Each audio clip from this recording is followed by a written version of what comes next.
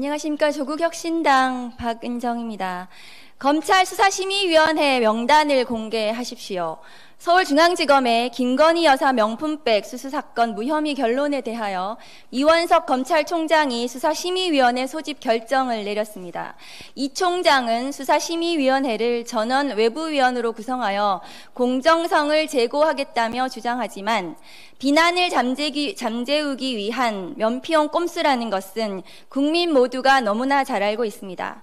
대검찰청 예규인 검찰수사심의위원회 운영 지침에 따르면 위원회는 150명 이상 250명 이하의 위원으로 구성되고 검찰총장은 사법제도 등의 학식과 경험을 가진 사람으로서 덕망과 식견이 풍부한 사회 각계의 전문가를 위원으로 위촉하고 법조계, 학계, 언론계, 시민단체, 문화예술계 등 사회 각 분야로부터 위원 후보자를 추천받을 수 있도록 규정되어 있습니다. 그러나 위원에 대한 위촉 권한은 검찰총장에게 부여되어 있습니다. 심지어 위원장과 부위원장도 검찰총장이 지명합니다. 간사 역시 총장의 참모인 대검찰청 정책기획과장입니다. 결국 위원장 외에는 위원 명단이 비공개이기 때문에 피의자 김건희 여사와 연관성이 있거나 친검찰, 친여당 등의 성향일 경우 공정성 기대는커녕 회피 절차도 거치기 어렵다는 중대한 문제가 있습니다.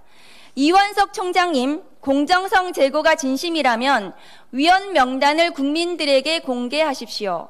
수사심의위원회 제도에 대한 근본적 의심과 문제 제기로까지 논란이 이어지는 것을 바라지 않으신다면 위원 명단을 즉시 국민에게 공개하십시오. 참고로 2023년 8월 서울행정법원은 경찰수사심의위원회 명단을 공개하라는 판결을 내렸고 항소심에도 같은 취지로 판결한 바 있습니다. 우여곡절 끝에 수사심의위원회를 소집했지만 수사팀 의견을 존중한다는 검찰총장과 피의자에게 불려가서 휴대폰 내놓고 조사를 당했다는 비난을 받는 서울중앙지검 수사팀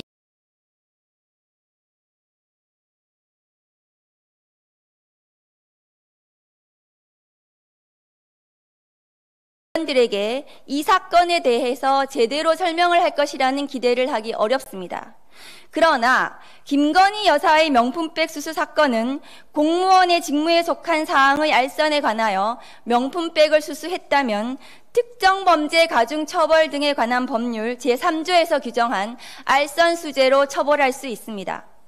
명품백을 제공한 최재형 목사가 김창준 전 미 연방하원의원의 사후 국립묘지 안장 등을 청탁했다고 진술하고 있고 명품백이 제공되었으며 실제로 국가보훈부 사무관이 명품백 제공자에게 연락을 했습니다. 알선 수재에서 청탁이 실제로 실현되지 않더라도 담당 공무원을 소개만 한 경우에도 처벌이 가능하다는 것이 우리 법원의 입장입니다. 명품백을 제공한 사람이 아무리 내심에서 다른 의도가 있었다고 하더라도 그것은 중요하지 않습니다. 지금도 법원에서 많은 피고인들이 살인의 고의가 없었다, 성폭력 범죄의 의도가 없었다, 뇌물을 줄 의도가 아니라 선물이었다고 말하고 있지만 그 행동이 살인이고 성폭력이고 뇌물이면 고의가 인정되어서 유죄 선고를 하는 것이 형사재판입니다.